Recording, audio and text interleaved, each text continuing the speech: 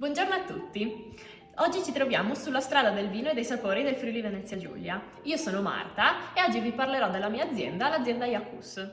L'azienda nasce nel 1990, fondata da mio papà e mio zio Andrea, e decidono di puntare soprattutto sui vini autoctoni, quindi sul friulano, ex Tokai, sul Tazzelenghe, sullo Schioppettino, sul Refosco dal Peduncolo Rosso, sul Verduzzo friulano e sul Picolit, di cui dopo andremo a fare una piccola degustazione. Abbiamo anche dei vitigni internazionali come il Pinot Bianco, il Sauvignon, il Cabernet Sauvignon e il Merlot. Puntiamo però principalmente sulla coltivazione dei vitigni autoctoni.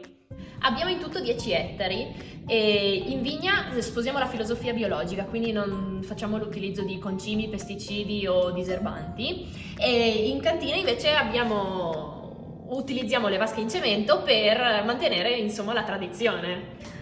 Adesso andremo a degustare il Picolit, un vitigno autoctono che ha ottenuto nel 2006 la DOCG. Noi lo vinifichiamo, lo facciamo appassire, raccolto inizialmente in cassette, viene fatto appassire per 3 mesi in fruttaia e verso i primi di dicembre viene poi pressato e lasciato fermentare per tutto l'inverno. E dopo aver fermentato per circa un anno, poiché ha molti zuccheri, dopo 4-5 anni tendenzialmente verrà messo in commercio.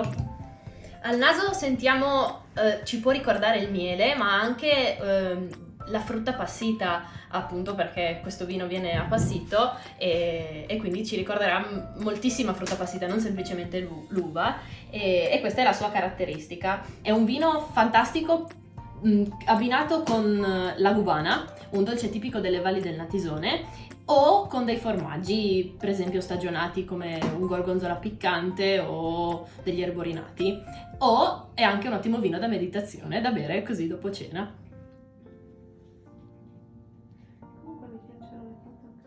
Vi aspettiamo qua in azienda per degustare tutti i nostri vini.